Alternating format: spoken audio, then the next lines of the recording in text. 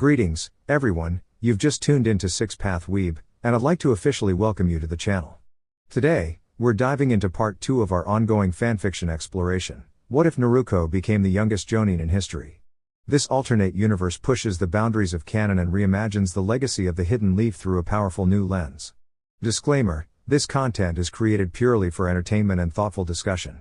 I do not own any of the anime footage featured. Full credit and rights belong to their original creators and copyright holders. Now that we've set the stage, let's dive in. Alright everyone, that's it for today. We'll resume training in 2 days, same time, same place, Naruko announced to her team with a composed yet cheerful tone. A series of exhausted groans followed as the 3 Jōnin approached her. Even Sasuke, typically stoic, looked visibly drained. The trio collapsed to the ground, not even flinching from the ache in their limbs. Their muscles ached from head to toe. Sensei Naruko. Why do we have to train like this? You haven't even taught us any techniques yet. Sakura managed between gasps. Naruko gave a subtle smile. That's where you're mistaken. This training is fundamental. Strength, endurance, and agility are the foundation of all effective shinobi. If you can't hold your ground in a prolonged battle, no number of impressive jutsu will save you. All of this has a purpose. The 3 sat quietly, taking in her words. Well, I'll see you all in 2 days, Naruko concluded with a wave. Wait, Sakura called. Why aren't you training us tomorrow, Naruko-sensei? Naruko hesitated. Well, I have something I need to take care of tomorrow, she said while scratching the back of her head. What kind of thing? Kiba asked curiously, his tone bordering on nosy. It's not really your concern, Naruko replied calmly. Come on, just tell us. Kiba pushed. After a short pause, Naruko offered a vague answer. Let's just say I'm meeting a friend. Kiba grinned mischievously. A friend, huh? Sounds like a date. A small tic formed on Naruko's forehead. I'm not even meeting up with a girl, Kiba. Kiba's grin widened. Oh, I see. So it's a guy. Naruko gave a firm sigh. Actually, I'm bi, for your information. The second she said it, she regretted it. Kiba blinked, then smirked. So if it's not a date, what are you doing? Naruko didn't answer. Thinking fast, she changed the subject. Hey, Kiba. Are you related to Hana? Kiba narrowed his eyes. Yeah. She's my sister. Why? I thought so. You've got the same eyes. Though, she takes better care of her hair, Naruko said with a sly grin. Kiba was baffled. Wait. How do you know my sister? Naruko simply smiled before vanishing in a puff of smoke. Kiba clenched his fists and rushed home, determined to find answers. At the Inuzuka compound. Kiba searched high and low until he eventually found his sister, Hana, at the kennels feeding the dogs. Hey Kiba, what's going on? Hana greeted casually. Don't what's going on me. How do you know Naruko? Hana raised an eyebrow. You mean Uzumaki Naruko? Of course I know her. We used to date. Kiba's jaw dropped. You dated her? Yeah. Why is that so shocking? She said with a chuckle. Because she's. How could you even? She's kind, she's thoughtful, and she's still a good friend. You're still friends? Kiba stammered. Yes. Also, how do you know Naruko? She's my sensei. Really? She's young for a teacher. But I suppose she's strong enough. You think she's Jōnin level? No. Oh thank. She's beyond Jōnin level.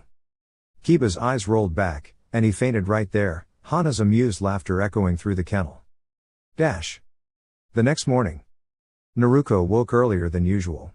Today was a special day, one that required privacy and punctuality. After a refreshing shower and a hearty breakfast of toast, fruit salad, and milk, she left her house, locking the door behind her. She made her way to the village gates where 2 Jōnin, Kotetsu and Izumo, stood guard. Hey Kotetsu, Izumo. Naruko called with a wave. Morning, Naruko, Kotetsu greeted. Quiet day so far. Izumo nodded. Looks like it's that time of the month again, huh? Naruko smiled softly. Yeah. Duty calls. Better get going then, Kotetsu added. You don't want to keep him waiting. See you later. Naruko waved and headed out at top speed. She sprinted through the forest for nearly 2 hours until she reached a secluded clearing. There, she sat cross-legged, breathing deeply, preparing her chakra. She performed a rapid series of hand signs. With a loud poof, a large puff of smoke formed, and from it emerged a smaller version of the nine-tailed fox, Kyubi, about the size of a horse. He had only one tail swishing lazily behind him. Naruko grinned. "Enjoy your day out, Kyubi-sama. Just remember the rules." Kyubi grumbled. Yeah. Just don't bring me back too soon." Naruko laughed quietly as the fox strolled into the forest. Years ago, Naruko and Kyubi made a pact. One day a month, the fox could roam freely under the condition that no humans would see him and he wouldn't cause trouble. In return, Naruko received full access to Kyubi's chakra and the ability to summon him in battle, though she rarely needed to. These monthly outings had become routine. During that time, Naruko would rest, meditate, and recharge. Only a few people knew about it: Lord Third, Izumo, Kotetsu, Kakashi, Jiraiya, and Iruka, those she trusted most. The day passed peacefully. At sunset, Kyubi returned, emerging from the trees with a satisfied expression. "Right on time, Kyubi-sama. Ready to return?" "As if I have a choice," the fox muttered. Naruko performed another set of hand signs, and with a puff of smoke, the fox vanished back to his resting place within her. She exhaled deeply, stretched, and started heading back home. Later that night, Naruko arrived back at the village gates. It was dark now, and one of the guards was snoring. "Long day, huh?" she said playfully. "Tell me about it," Izumo replied while nudging Kotetsu awake. "Huh? I'm up," Kotetsu yelped, nearly falling off his chair. "Or down," Naruko joked. All three laughed. "Everything go okay?" Kotetsu asked, now fully awake. "All good. I even caught a quick nap. I'll head home now." "Lazy Jōnin," Kotetsu muttered jokingly. "I heard that," Naruko shouted back, already disappearing into the night. The following day, Team 7 stood at their usual meeting spot, watching the time tick by. Naruko appeared in a puff of smoke precisely as the clock struck. "Good morning, everyone," she said with a smile. Kiba was fuming. "Naruko." "Yes, Kiba? How could you date my sister?" "Oh, so she told you?" "Yeah." "Well, we're not dating anymore." "Well, yeah, but..." "No harm done then. Now let's get started." As the team prepared to go to their usual training posts, Naruko called out, "Not today." They turned, surprised. "Today I have a special gift for you." She handed them each a small brown wrapped package. Sakura squealed, Sasuke looked intrigued, and Kiba pumped his fist excitedly. "Open them," Naruko instructed. Inside were training weights. What are these?" Sakura asked. "Wristbands?" Kiba guessed. "Nope, these are specialized training weights. When you wear them during exercise, your body gets stronger, faster, and more resilient. Over time, you'll be able to move quicker and fight harder." Sasuke gave a faint nod of appreciation. "Thank you." Naruko smiled. "You're welcome. Let's put them on." She helped Kiba with his. Small ones go on the wrists, medium ones on the ankles, and the large one around the waist. These weigh around 5 kilograms each, 10 for the waist. Sakura asked, "Do you wear these too, Naruko-sensei?" "Not quite. I use a special gravity seal that increases my body's weight with chakra. It's harder to control and needs a sealing expert to apply it properly."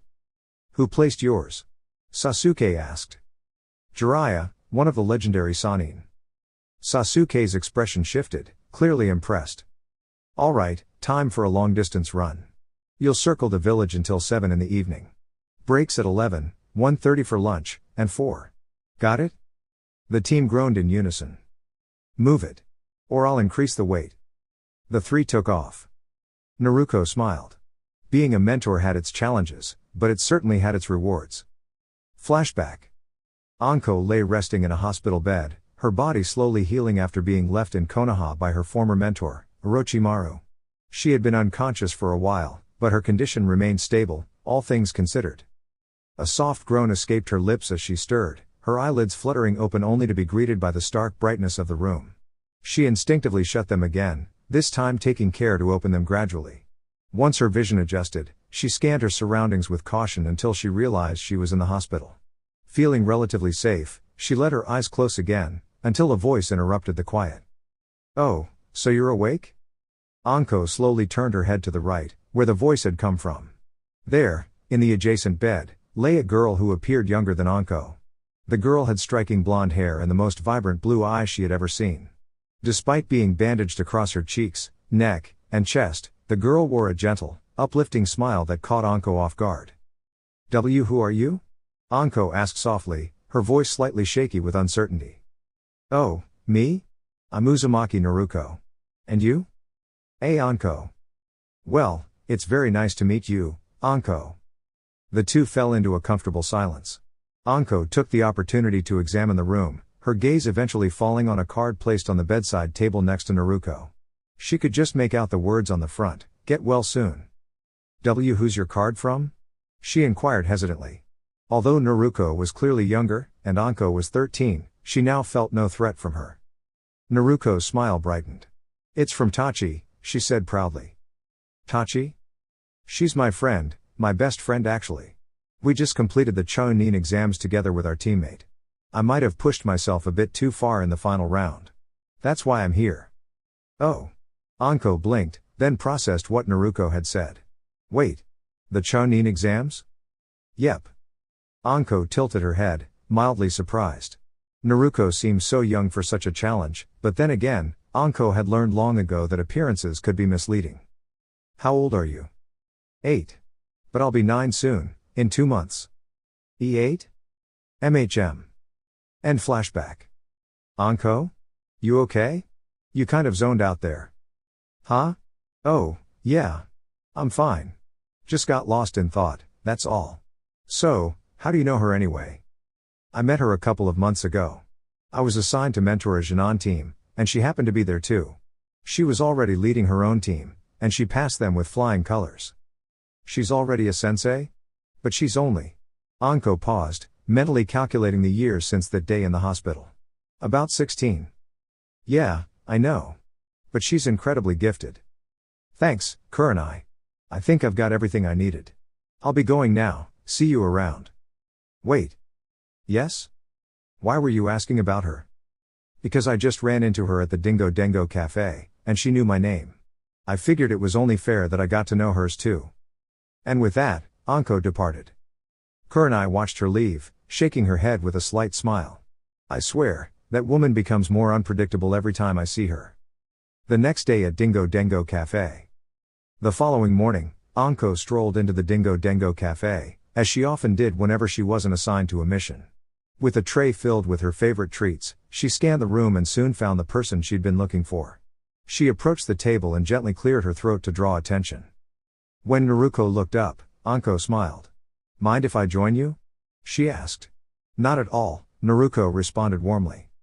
They both began enjoying their dengo in comfortable silence until Anko broke it. So, did you ever make it to Jōnin rank? Naruko looked up with a smile. So you remember, huh? Of course I do, Uzumaki Naruko. Naruko nodded. So, did you? Yep. When did you make Jōnin then, if you don't mind me asking? 2 years later, when I was 10. Anko blinked. You really don't waste time, do you? She asked teasingly. I guess I just believe in pushing forward while I can. Making the most of every opportunity. That makes sense. But then why didn't you stay in Onbu? I was, for a while, when I was 12, but I eventually stepped away, Naruko said quietly, her expression dimming slightly. Anko noticed the shift. Why? What happened? Naruko hesitated. I'd rather not talk about it. Let's just say. It's related to Dengo. Anko gave a small, understanding nod. If it involved Dengo, it had to be serious, in her world, at least. Looking to lighten the mood, she switched topics. So, how's Tachi doing? Unexpectedly, Naruko's mood darkened further. The pain was evident in her eyes, and Anko immediately regretted asking. She realized there was more to Naruko's connection to Itachi than she had previously known. Trying once more to shift gears, Anko said, I heard you're leading a Jōnin team now. This time, the change in Naruko's expression was immediate. She smiled, genuinely, and the sorrow seemed to fade. Yep, that's right. Quite the collection of personalities too. I've got a Haruno who's passionate about one of her teammates, an Uchiha who's a bit intense, and an Inuzuka full of energy and pride. Anko chuckled. That sounds like a fun challenge. Naruko nodded as she popped the last piece of dengo into her mouth. Strange mix, but interesting. They finished their meal and waved goodbye as they headed off in separate directions. 2 weeks later. Over the past 2 weeks, Naruko had steadily increased her students' training intensity. Sasuke was now wearing 60 kilograms in training weights, Kiba 90, and Sakura 42. Their morning routine included 2 full laps around the village, plus a series of strength-building exercises. All 3 had successfully completed water walking training and were making notable progress in physical development. Despite this, the trio had grown eager to learn more advanced techniques. Kiba had repeatedly attempted, without success, to learn about Naruko's mysterious red chakra. Naruko. He called. Kiba, shouldn't you be calling me Naruko-sensei? She reminded him with a grin. Whatever. I've got a new question. Alright, go ahead. When did you get those claw things? I was about 12, nearly 13. Is that something from Onbu? Not exactly. So, does that mean I can get them too? Naruko gave a soft sigh. I wouldn't recommend it. Why not? They're painful to use. They extend through the skin from between the knuckles and require extreme chakra control. Improper use could damage your arms beyond recovery. It's not worth the risk. Then how do you use them? Kiba asked, intrigued. Well, let's just say I have strong recovery abilities. Like a bloodline trait? Something like that, she replied, smiling gently. Kiba nodded thoughtfully and returned to his exercises. Naruko leaned against a tree, silently observing. The team had grown considerably, though there was still work to be done. Kiba was the most physically capable, thanks in part to his clan's techniques. Sasuke was naturally talented, as expected from someone with his background. Sakura, though still trailing behind, never gave up. Naruko admired her resilience and quietly decided to offer Sakura extra guidance. A unique suggestion. Sakura, come here for a moment, Naruko called out. The pink-haired girl jogged over, trying to hide her fatigue. She sank to the ground, breathing softly. Sakura, Naruko began kindly, you know you're a bit behind the others. Sakura nodded, looking down. But you never give up. That's something to be proud of. Not everyone has that spirit. Sakura looked up, a flicker of hope in her eyes. You've got a good mind. So I've got an idea to help you get ahead. What is it? She asked, curious. I want you to start taking ballet lessons. Sakura blinked in surprise and fell forward in disbelief. Ballet? How is that supposed to help? Naruko chuckled. I know it sounds strange, but it's excellent for improving balance, coordination, and body control. A lot of successful kunoichi train this way. Where you're training weights during practice and your physical control will skyrocket. Sakura slowly absorbed the explanation, and then her eyes lit up with excitement. All right. I'll do it, she said enthusiastically. Good to hear it. I'll pass along the location for your first class tomorrow. A tense conversation. Later that evening, as training wound down, Naruko called it a day. Kiba and Sakura headed home. Sasuke remained, looking contemplative. Is something on your mind? Naruko asked. Train me, Sasuke said firmly. I already do. I mean, push me harder. I need strength to achieve my goal. Naruko studied him. Sasuke, there's more to life than vengeance. No, there isn't. My entire purpose is to restore honor to my clan. Naruko frowned gently. You're more than an avenger. You're a talented shinobi with a future beyond your pain. You don't understand, Sasuke replied sharply. You didn't lose your family the way I did. Don't assume that, Naruko said, her voice quiet but firm. I never knew my parents. My father passed before I was born, and my mother left me here the day I came into this world. I've carried a burden since then, one I didn't ask for, yet it changed how people looked at me. She hesitated before continuing. And the one person I let get close. The person I believed in more than anyone. That person left too. I trusted him, and he betrayed everything we stood for. Sasuke stared in shock. Yes, Naruko said, voice heavy with emotion. I knew your brother. I cared about him more than I can explain. And his betrayal shattered more than just your world. Without another word, Naruko walked away, disappearing into the forest. The next morning. The next day, Team 7 waited at their usual meeting point. Naruko had yet to arrive. Where is she? Kiba grumbled. Sakura tried to remain patient. Sasuke, however, was quiet, lost in reflection. After some time, the trio began searching for her. They eventually found a clearing in the woods, clearly the site of intense training. Craters, splintered trees, and scorched ground surrounded them. They spotted Naruko asleep on a high branch above. Naruko stirred and stretched. "Ah, sorry, looks like I overslept. What happened here?" Sakura asked, wide-eyed. Naruko looked around sheepishly. "Guess I got a bit carried away training last night." Sasuke looked around, guilt stirring in his heart. Later, he approached her quietly. "Sensei. I wanted to say." Naruko gently cut him off. "It's okay, Sasuke. I'm sorry for losing my composure yesterday. It's a difficult subject. Let's put it behind us, alright?" Sasuke nodded. A faint but real smile crossed his face. Naruko returned it before he ran back to train with the others. A day to reflect. A week passed. Naruko and Anko continued their occasional meetups at the cafe. This time, they arrived earlier. Anko had a mission later, and Naruko had given her team the day off. But today, Naruko was unusually quiet, toying with her dengo. Anko frowned. She'd never seen her like this before. Naruko was lost in thought. This day meant something. It was an anniversary, a reminder of someone important to her past and Sasuke's. She didn't even realize Anko was staring until the other woman let out a dramatic ahem. Naruko blinked. "Sorry. What were you saying?" Anko stared. Then she pieced it together.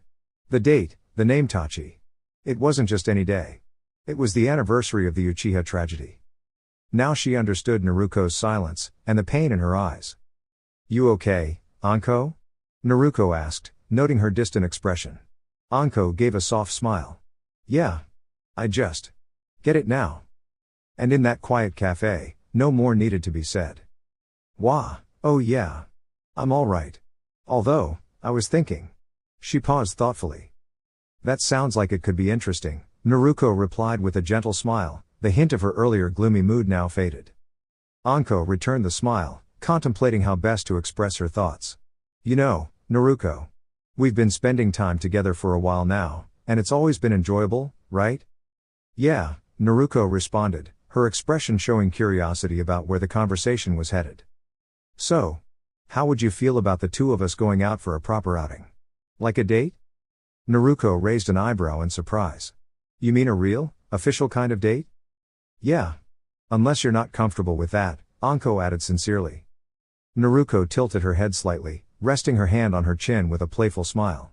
She looked up as if thinking it over dramatically. I might need a moment to consider that," she teased lightly. Her playful smirk then softened into a warm smile as she met Anko's eyes. "When and where?" Anko beamed, her heart lifted for 3 reasons. First, Naruko's mood had clearly improved. Second, she was the one who helped lift it. And third, they were now going on their very first date. An evening in the village, a stroll and a spark. Naruko and Anko were walking back from their first outing together. They had gone out to eat, and during their conversation, they discovered they both had a mutual fondness for playful mischief. Naturally, they had spent several enjoyable hours pulling light-hearted pranks around the village. Kakashi, to their amusement, ended up being caught twice. Despite knowing that their friends would quickly trace the tricks back to them, both agreed the laughter and joy were well worth it. It felt refreshing to share a beloved pastime with someone who truly understood the joy behind it. As they strolled through the quiet park side by side, Anko wore a subtle smirk on her face. Why was she smirking? Simple, she had noticed Naruko glancing over and fidgeting slightly, her fingers twitching as though hesitant. Anko could tell that Naruko wanted to hold hands but was shy about initiating it.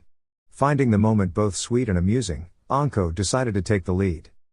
With a gentle sigh, Anko reached out and took Naruko's hand in hers. The grip was firm enough to be felt but soft enough to be comforting, just right.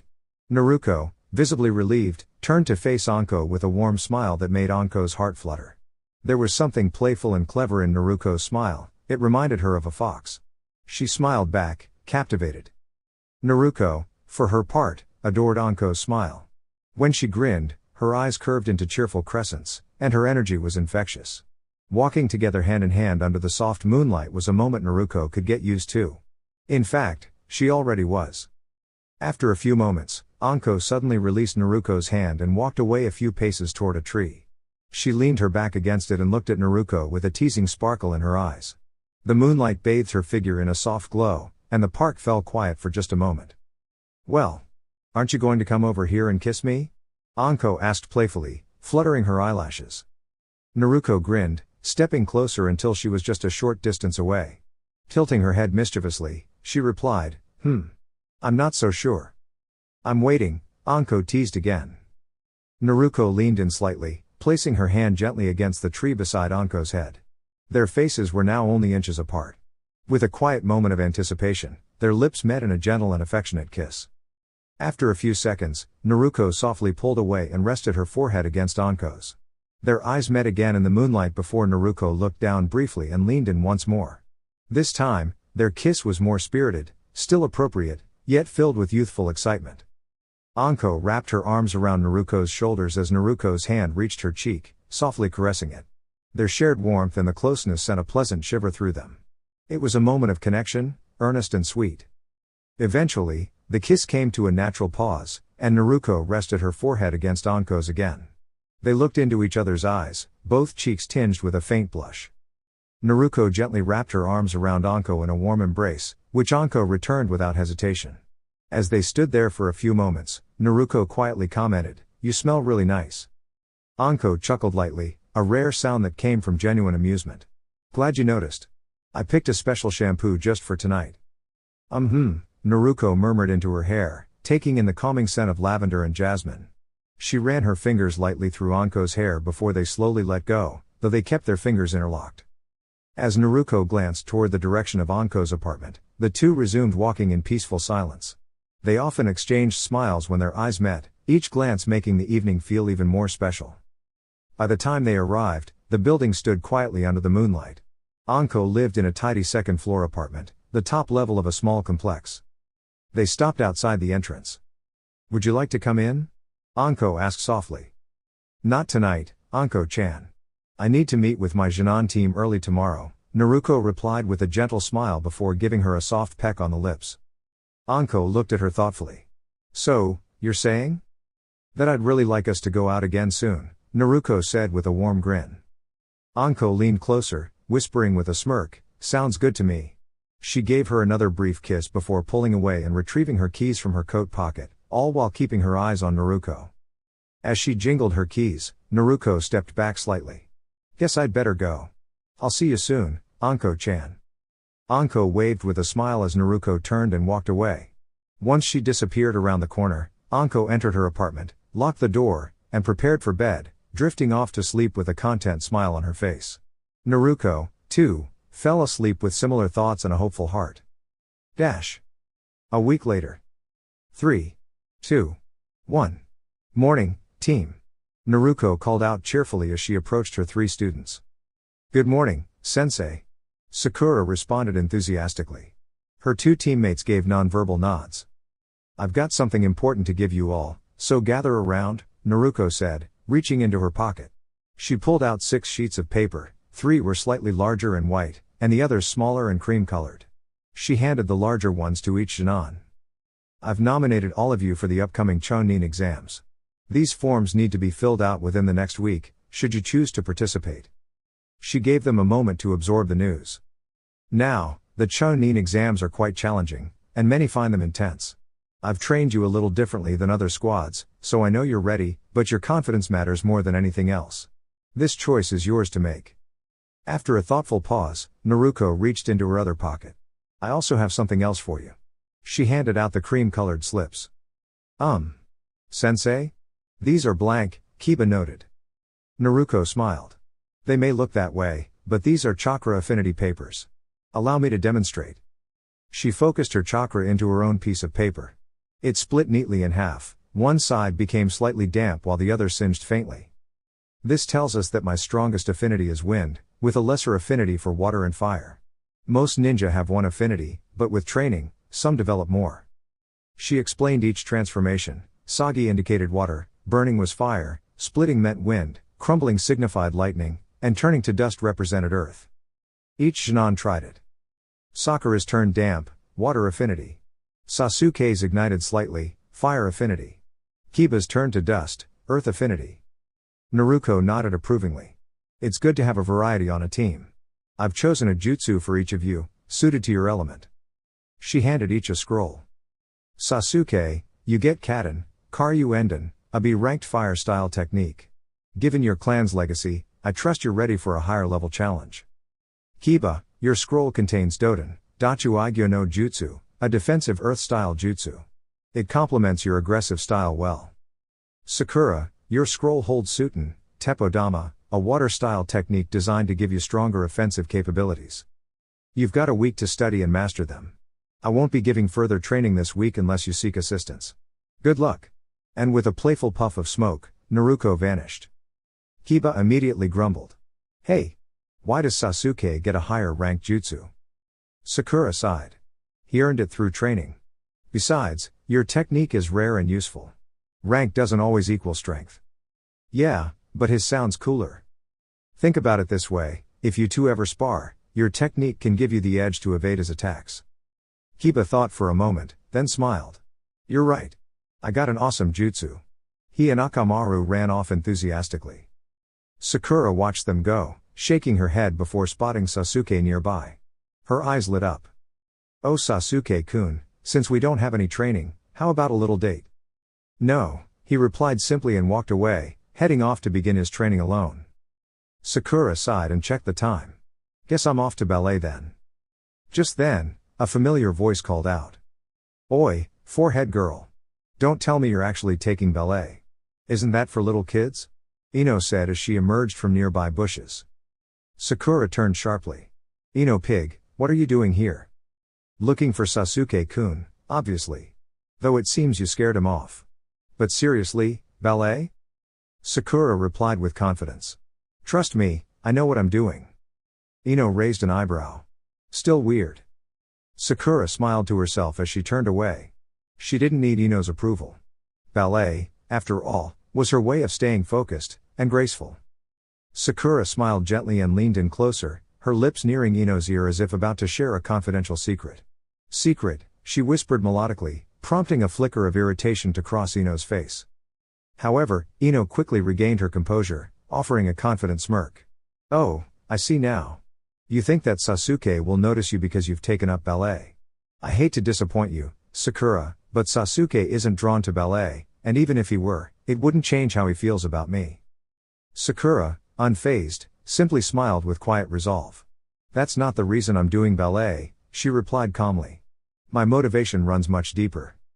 And with that, she turned and walked away, leaving Ino momentarily puzzled and standing alone in thought.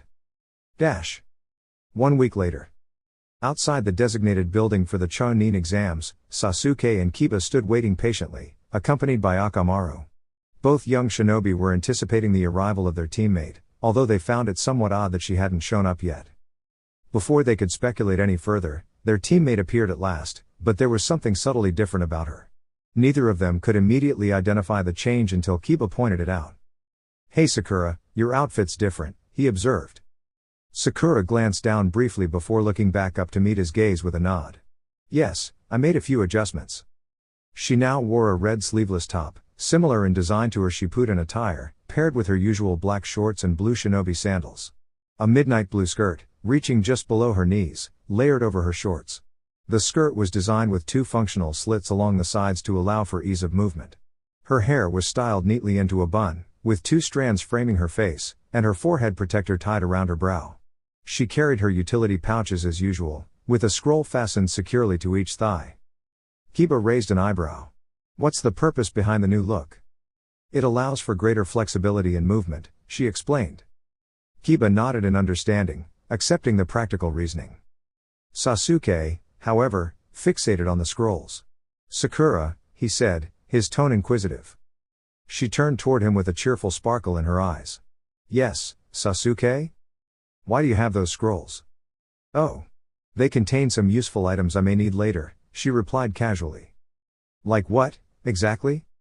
Secret, she said again with a playful smile. Though I might consider telling you. If you agree to go on a friendly outing with me. No. Sakura giggled lightly. All right, just thought I'd try. Shall we head inside? The others nodded, and together, the trio made their way into the exam hall, prepared for whatever awaited them next. Without needing to meet with her Jōnin team, Naruko found herself feeling rather unoccupied. She couldn't visit Anko either, as the latter was preparing for the next stage of the Chunin exams. Naruko chuckled quietly to herself at the thought. She wished she could be there to see everyone's expressions. She was well aware of Anko's spirited personality, and that was one of the many things she admired about her. Anko was confident, bold, and certainly not someone who could be easily intimidated. Naruko had learned that firsthand through their joint training sessions. Initially, Naruko hadn't used her full strength during those sparring sessions. She didn't want to accidentally injure Anko. However, Anko hadn't appreciated the lack of seriousness, and, well, let's just say Naruko had gained a new appreciation for turtles and their ability to retreat into shells. Anko had an intensity that could leave even seasoned ninja wary. Despite this, Naruko smiled, proud that her team had decided to enter the Chunin exams of their own volition. She hadn't expected being a sensei to feel so rewarding. Perhaps, once her current team had advanced, she would consider mentoring another. Maybe. Then again, it likely wouldn't be quite the same. Grumble. Naruko blushed slightly as her stomach voiced its opinion. Message received. Time to visit the old man, she said cheerfully, leaping onto the rooftop of a nearby building to make her way toward Ichiraku Ramen quickly. Upon arrival, she took her usual seat at the counter. Naruko. She looked up to see Ayame behind the counter, beaming warmly. I haven't seen you in ages. Why haven't you stopped by? Ayame pouted playfully, though the amusement in her eyes made it clear she wasn't truly upset. Naruko shrugged with a small smile.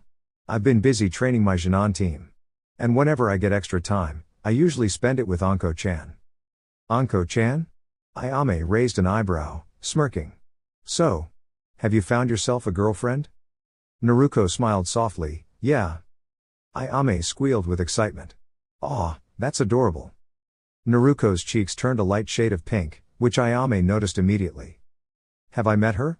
She asked curiously. I don't think so, Naruko replied. She's got purple hair, wears it in a ponytail, and always has on a tan trench coat. Thank goodness. The last part was mumbled, but Ayame caught it. What do you mean by that? Well, let's just say her wardrobe choices are unique. The trench coat is one of the few things that covers her properly. Naruko scratched her head in mild embarrassment. Ayame's eyes widened. You're dating her? She waved her arms dramatically, clearly recognizing Anko from the description. Hee hee. Yep. Wow. Ayame blinked. What? Do I have something on my face? No, not at all. I just didn't expect her to be your type.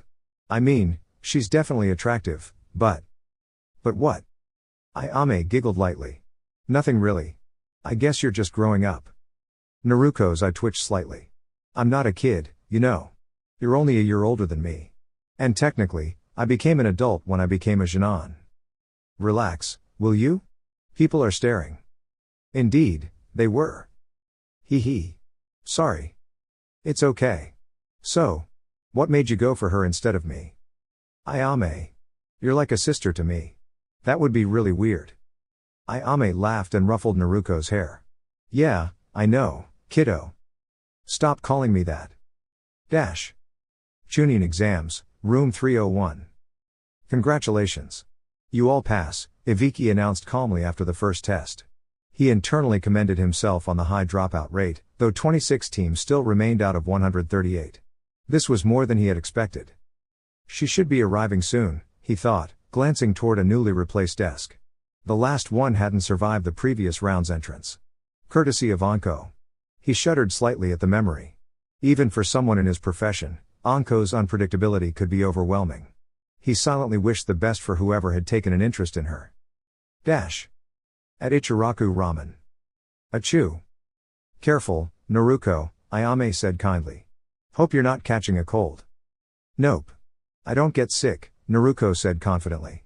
Someone must be talking about me. Dash. Back in room 301. Crash. Of course, it had to be the window, Ibiki thought. All right, listen up, Anko shouted. You've got exactly 20 minutes to meet me at training ground 44. Be even 1 second late, and your entire team is out.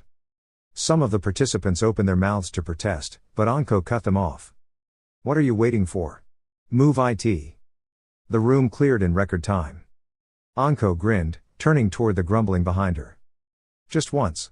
Just one time where she doesn't break something. Ibiki muttered. Aw, lighten up, Anko laughed, hugging him unexpectedly. You secretly enjoy it. I know I do. Sorry Anko, you're not quite my type. She pulled back, mock offended. Not your type?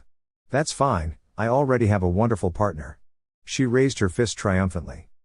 I feel sympathetic toward her partner, Iviki muttered. What was that? Nothing, Anko.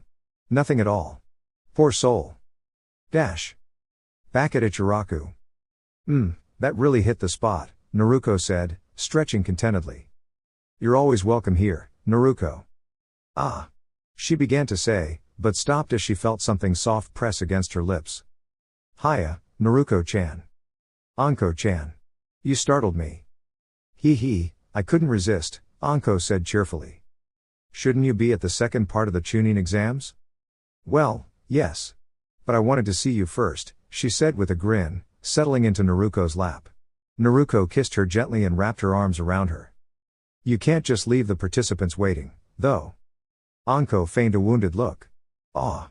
Naruko-chan doesn't want me here? Twitch. How about I walk you there? They vanished in a blur, leaving behind payment on the counter. Dash. 5 minutes later. Hand in hand, Naruko and Anko strolled toward Training Ground 44. They had paused briefly in a quiet alleyway, where Anko had claimed she needed to remember Naruko's taste. Naruko, ever affectionate, hadn't refused her. Anko was having a truly joyful day. A lovely moment with Naruko, 5 full days of facilitating the Chunin exams, and she'd even found a 3-for-2 coupon for the Dingo Dengo Cafe in the newspaper. Life was good. As they neared the field, Naruko kissed her gently once more, stepping back but not letting go of her hand. I'll be going now. Try not to overwhelm them, they're still young. Humph. Says the girl who took this exam at 8 years old. If they can't handle it, they shouldn't be here. Naruko chuckled. Just don't do anything I wouldn't do. But then I wouldn't be me, now would I? Naruko walked away, waving back. I love you, Anko. Anko blinked in surprise. She said. She loves me? I love you too, Naruko-chan. Dash. Outside Training Ground 44. Where is she? Kiba muttered, pacing. Calm down, Kiba. She's only 20 minutes late, Sakura said, trying to sound optimistic. Maybe it's part of the test, to evaluate our patience. Ha! Yeah, I totally knew that, Kiba claimed confidently. Sakura barely resisted the urge to scold him.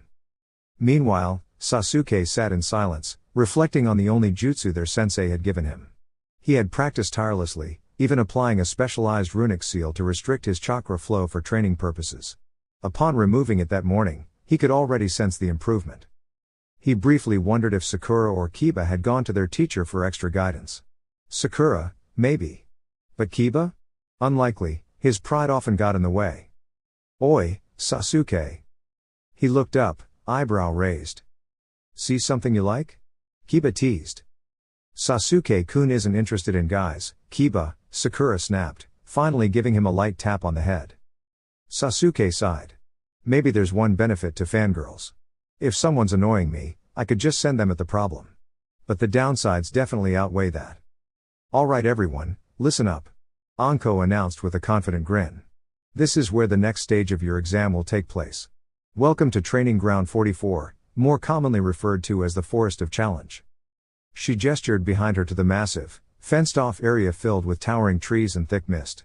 The atmosphere carried a mix of excitement and tension. Each squad will receive either a Heaven Scroll or an Earth Scroll. Your mission is to secure the opposite scroll from another team and reach the tower located at the center of the forest. You have 5 days to accomplish this task. The tower lies at the heart of a 10-kilometer radius area. Her tone turned slightly more serious. But before we start, each of you must sign a consent form acknowledging the potential dangers of the challenge. The proctors and examiners will not be held accountable for anything that happens inside. She crossed her arms and smirked as murmurs and uneasy glances spread through the crowd of Jōnin. Anko's eyes rested on a brown-haired boy whose eye was twitching nervously. Huh. Something's bothering him, she thought with amusement. Meanwhile, the boy was mentally groaning. Wait, this isn't a patience test? Seriously? She tricked us. Noticing the annoyed look he shot her way, Anko decided to lighten the mood, her own unique way.